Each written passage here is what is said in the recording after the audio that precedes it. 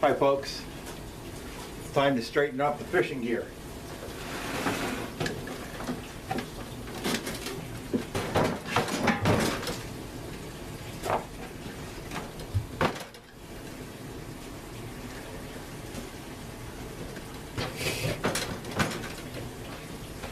Alright, as you can see, I got all my fishing rods.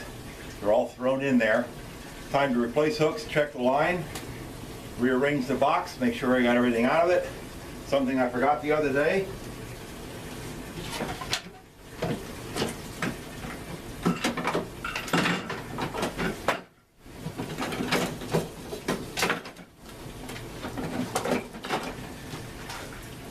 Things are frozen in place.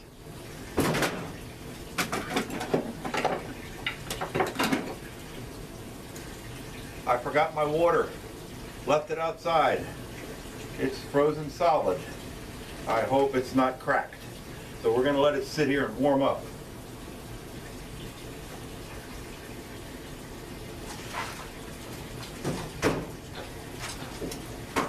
I took my vest with me the other day. Didn't need one thing in it. Was a pain in the butt, was in the way. So it's staying here. Done. Go on line.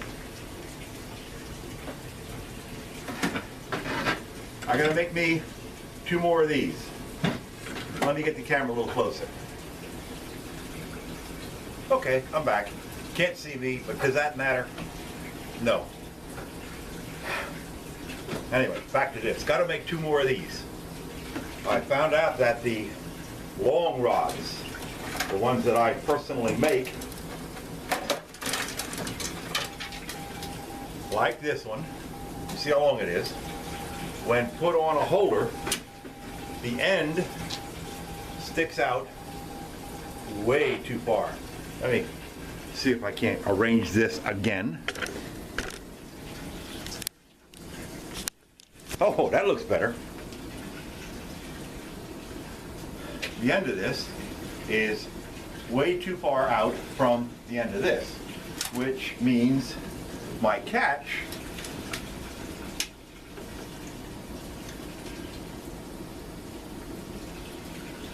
doesn't work right. It's got too much, and this won't release the rod when a fish bites it. So that's going to get redone. All right, give me 5. I'll be right back. Okay, I'm back. This is going to get remade so that these long rods work on it. Now, I don't know if you saw the other day, I did catch a fish on the blue one with using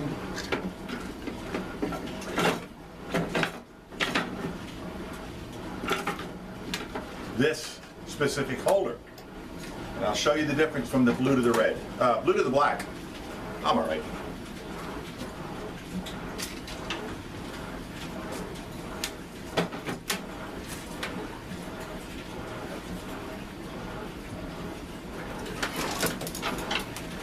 My blue rod.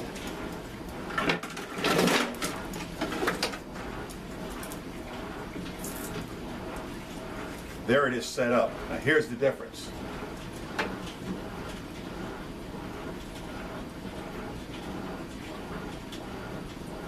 As you can see, the rod is much closer to the end.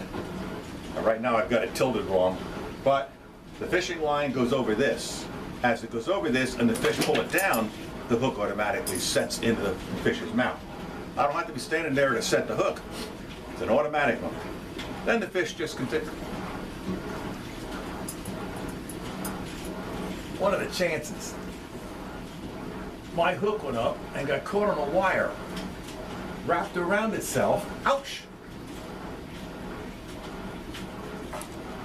I couldn't have done that again if I tried. But, oh, I see why it happened. The handle of the reel was in the wrong position. Now it's okay. Now I can line the reel up and set everything hanging down into the water. But you can see right here, about this area, is my drilled hole in the ice. So this matches the drilled hole perfect, and the line hangs dead center in the hole. So the blue one is actually done. I don't need to touch that one.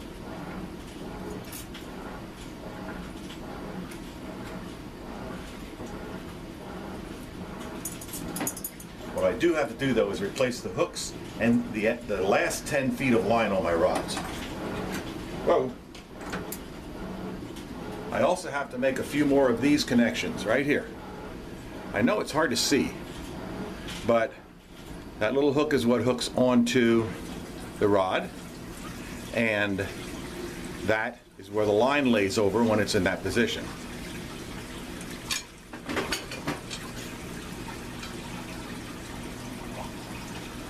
Second one, I have it marked for the red rod. So,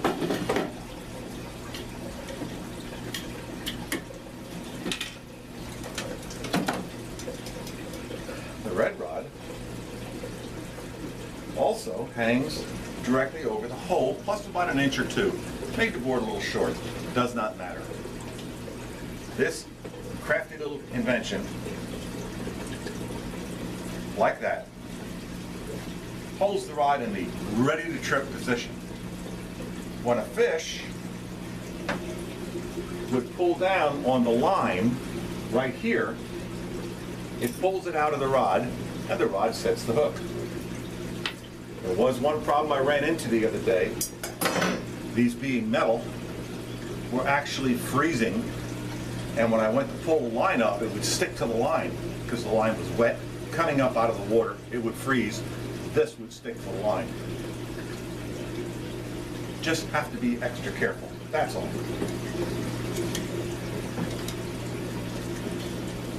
And I've made a little spring-loaded connection on here. Now the line hooks up here and runs along the whole board to my spring, which keeps this tied down and doesn't get jumbled up inside. This is ready to go again.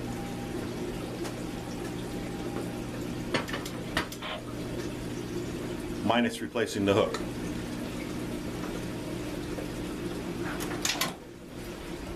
Homemade, long rod, stronger. This is more or less made for a walleye.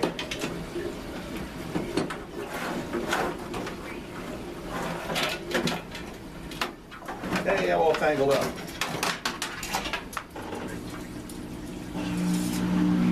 Another homemade rod. This is medium sized. This is really put together bad. This is when I was experimenting, and as you can see right here, I actually put two rods together to make this longer. Well, it's time to slide this one, this side, down on top of here to make it a good solid rod. Make it a little shorter, and it might fit in my traps.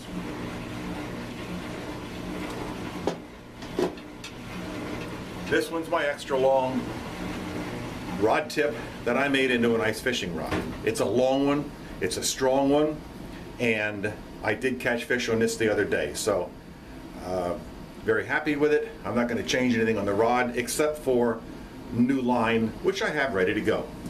I will make a holder for this, but it's going to be extra long. Not sure how I want to do it. You all saw me using this the other day. It's actually a regular ladle. Put a loop on the end so I can hold it better. But this is what you use to scoop out the ice when it skims over the hole. This is what it looks like. It is metal. It's ready to go. Now we get into the box.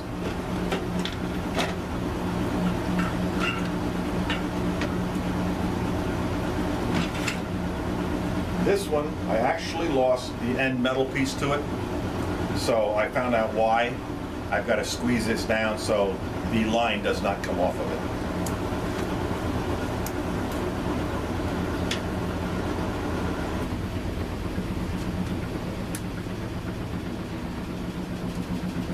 That'll do it. That's all it took. Now I just got to make sure this will work in an eyelet. Nope, back off again.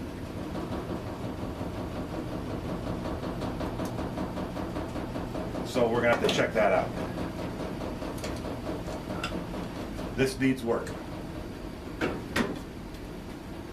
This is ready to go. You've all seen the tip up that was out there in the water. Here's the other one. This is Frabill. This is one of the better ones. This is Polar by brand name. And I have a black and a red flag on that one. Black and red flag on this one, because when it's bright out there, you can see this black real well when it's standing up. So those are my two tip ups. Don't have to worry about these. The fish take the line out, the center starts spinning, the flag goes up, you run over and catch the fish. Not all the time.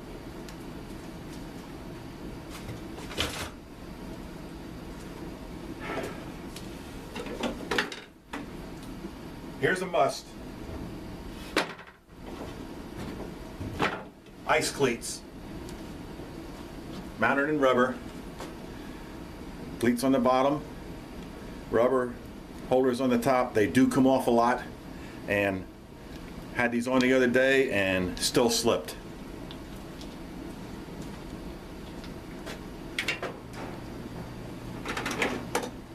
Gotta have a fishing box.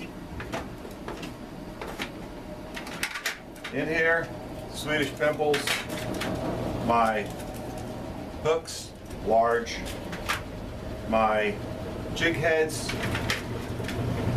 my depth gauge to see how deep it is, extra line just in case I need it. I've never used it, that'll probably come out of here. Extra large hooks, they're coming out. Tiny hooks, which usually are used for salmon eggs, those I use.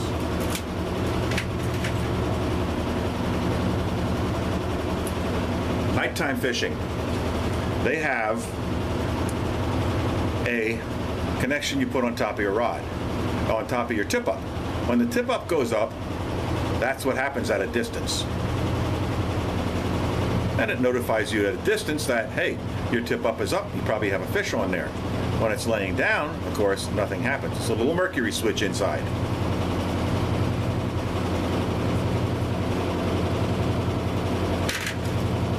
Also have another one not working, batteries are dead. Gotta have split shot. Gotta weight it down. More medium-sized hooks, not sure if I'm gonna use them.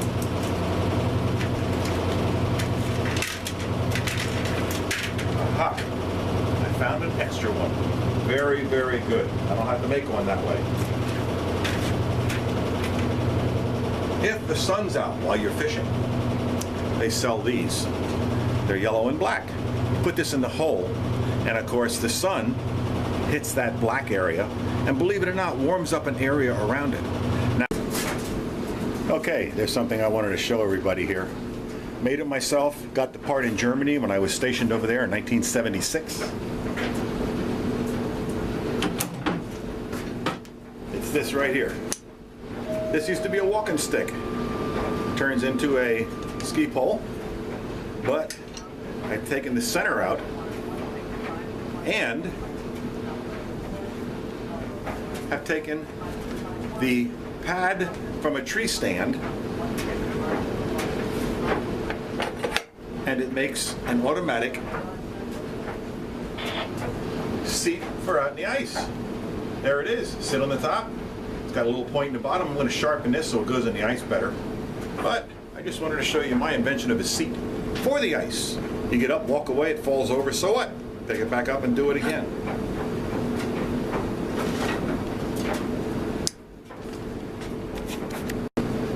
Okay folks, I have the auger de-iced. I'm going to show you all how I sharpen these blades with the new piece I just got. This is made a certain way. If you look very closely, you'll see one side is straight up and down, the other side comes in at an angle. Well, that's the way these are cut also. One side's at an angle, which is the back side, the back side. That's cut at an angle. You can see that big angle cut right there. The top side is as flat as can possibly be. So you put this straight up and down one on the flat side, and draw it across.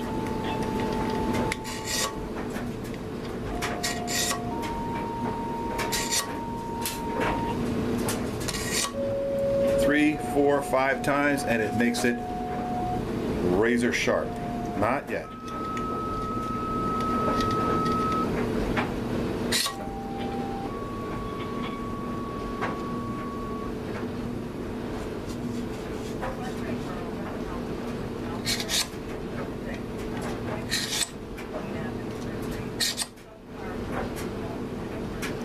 That is sharp. I've seen quite a few guys get their fingers cut already, and I don't know how else to show you the blade except that you got to take my word for it. That's as sharp as it was the day I got them. Both sides done. Very happy with it. Ready to go. Then I put the covers on it.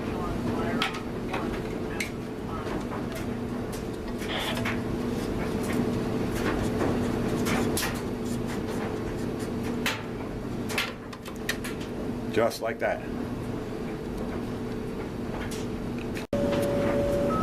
Don't know if that caught that or not.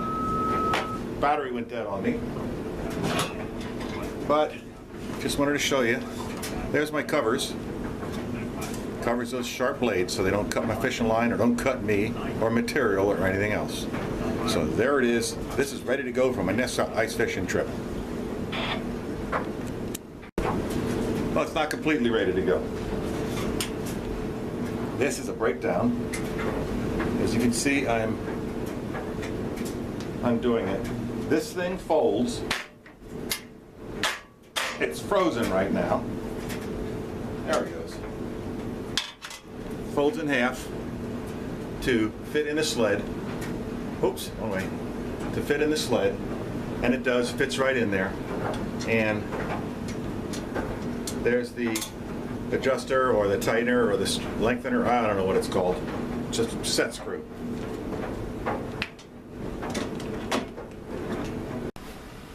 Well, okay, I'm ready to take it out. I've got it all together. Let me give you a quick show of it.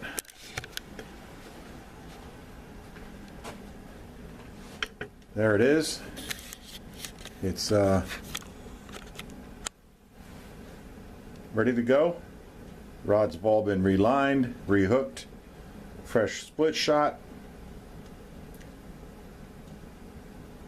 That's it. Okay. All right, I'm going to wrap this up. Sorry about the brightness back there. Ain't going to help no matter where I stand. That's my ice fishing gear. I don't know if I put you through it last year, the year before. Maybe not last year because we had no ice. But that's it for this year. Now let's get this upstairs on the computer and back out there. Thanks everybody for watching.